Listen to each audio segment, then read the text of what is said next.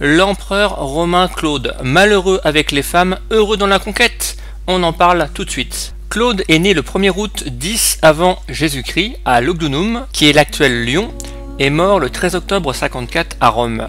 Il est le 4e empereur romain régnant de 41 à 54 après Jésus-Christ. Né en Gaule, fils de Drusus et d'Antonia la Jeune, fille de Marc-Antoine et d'Octavie, le fameux Marc-Antoine. Vous connaissez tous l'histoire avec César, Pompée, etc. La fin tragique de Marc-Antoine avec Cléopâtre. Enfin bref, je m'égare. Il est le premier empereur né hors d'Italie. C'est très important de savoir ça. Le premier empereur né hors d'Italie. Enfant méprisé en raison de ses déficiences physiques. Oui, il n'était pas très avantagé, physiquement, le pauvre.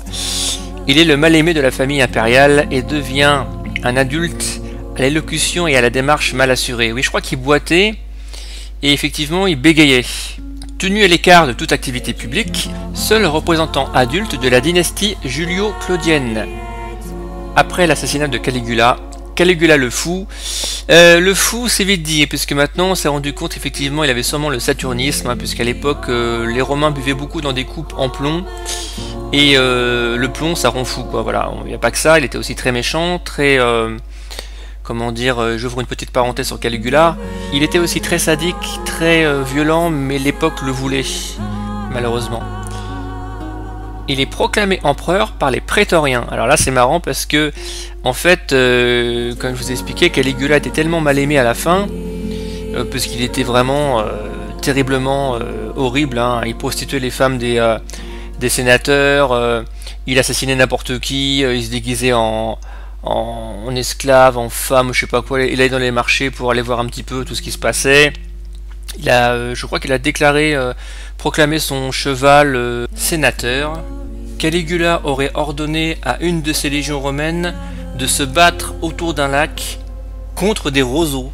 Vous imaginez? C'était vraiment un empereur très particulier. Caligula s'est fait massacrer par sa propre garde prétorienne personnelle. Et une fois que Caligula aurait été massacré sur des marches de son palais, les prétoriens auraient trouvé sous une table ou caché son oncle, Claude, qu'il proclame directement empereur des Romains. Parce qu'il savait que c'était quelqu'un qui n'était pas très dangereux, qui n'avait pas confiance en lui, et c'est une espèce de pacotille, de marionnette de pacotille, quoi.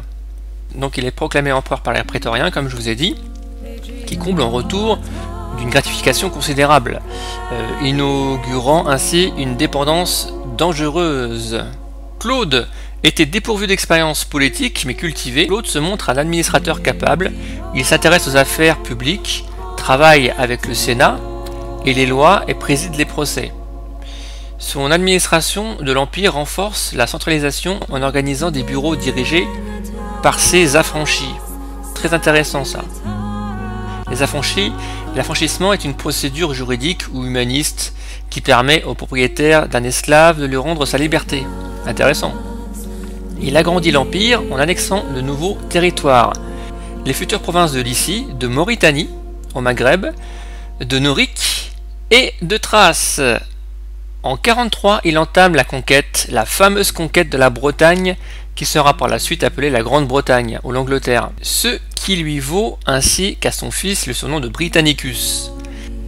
Et c'est à cette époque que les légionnaires romains rencontrèrent pour la deuxième fois, et cette fois pour la bonne, les Celtes de Bretagne. Il y avait une multitude de peuples en Bretagne, un petit peu comme en Gaule, mais quand même beaucoup moins de peuples concentrés. Il y avait les Icénies, les Trinovantes, les Cantiaci, les Catuvelloni, les Dobuni, les Dumnoni, les Durotriges, les Belgae, les Atrébates, etc., etc. Et il faudra surtout retenir dans la bataille de Bretagne, la défense celte se canalisera autour de la reine Boutica, qui tenta, comme dans le passé avec Vercingétorix, de bouter le Romain hors de son île, mais malheureusement, ou heureusement, selon vos idées politiques, elle échoua. Je pense que dans la vie de Claude en tant qu'empereur romain, d'avoir réussi à envahir la Bretagne, Ça a été pour lui la plus grande action de sa vie, puisqu'à cette époque-là, tout le monde ne jurait que par César, César, César. D'ailleurs, tous les empereurs romains, leur nom commençait par César. Et en sachant que quelques années avant, César s'était cassé les dents sur la Bretagne, si j'arrive à envahir la Bretagne, j'aurai une vraie renommée et on arrêtera de me prendre pour un espèce de petit bonhomme boiteux qui bégaye, quoi, voilà.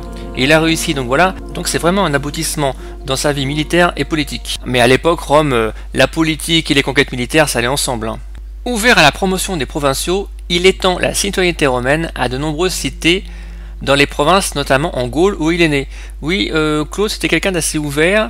Sensible aux demandes des notables gaulois, il obtient en 48 du Sénat que ceux-ci puissent accéder aux magistratures publiques de Rome et donc au Sénat même. Vous imaginez, c'est quand même un grand changement. C'est pas rien qu'il soit né en Gaule, quoi. Voilà, ça doit faire quelque chose, hein. Censeur, il renouvelle les effectifs de cette institution, éliminant ceux qui ne remplissent pas les conditions pour y siéger. Donc voilà, les gens qui n'avaient rien à faire là-bas, il les dégage. Ceux qui lui aliènent une partie de la noblesse en place. Eh bien oui, il faut savoir que beaucoup de nobles ne foutaient rien, ils avaient des bonnes places, et Claude, comme c'était quelqu'un qui était assez bureaucrate, eh ben il a voulu faire du ménage, et oui, et ça lui a coûté plus tard des problèmes, voire la mort, on en parlera plus tard. Sa vie personnelle est peu heureuse. Oui, il faut savoir que Claude, le pauvre, les femmes, ça n'a pas été une réussite pour lui. La fameuse Messaline, et je vous invite tous à aller voir le péplum des années 60 italien qui porte le même nom. Voilà, vous allez comprendre vite qui était Messaline. Elle était sa troisième épouse, lui donne 2 enfants, Octavie et Britannicus, mais son inconduite ou son ambition politique pousse Claude à la faire exécuter. Il faut savoir que Messaline était assez volage, voire très volage. On dit qu'elle couchait avec tout le monde, hein, les servants aux nobles. Après, quelle est la vérité historique de tout ça? Mais je pense effectivement que Messaline était une mauvaise personne pour Claude, pour son influence politique et sa crédibilité. En 4e noces, il épouse sa nièce Agrippine la Jeune.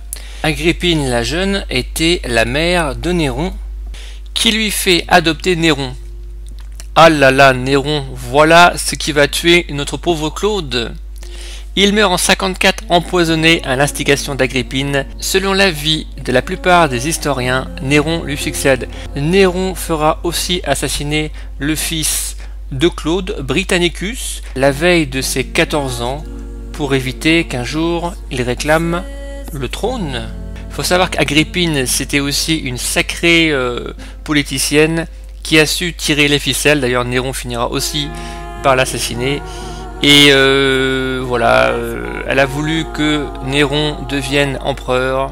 Et la femme fatale de Claude fut Agrippine. Pour vous dire que le pauvre Claude n'a vraiment pas eu de chance avec les femmes.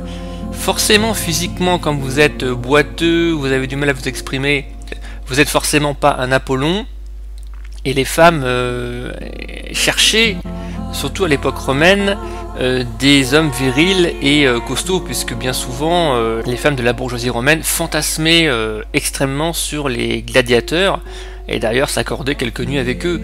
Donc Claude était le contraire absolu de ce physique-là, mais il était très intelligent, et les prétoriens et les sénateurs ont bien été surpris par l'intelligence de Claude. Ils pensaient qu'ils auraient pu faire ce qu'ils voulaient de lui, et Claude a tiré sa révérence, je vous dis, pour finir malgré tout empoisonné, mais avec une conquête militaire très importante qui fut la Bretagne.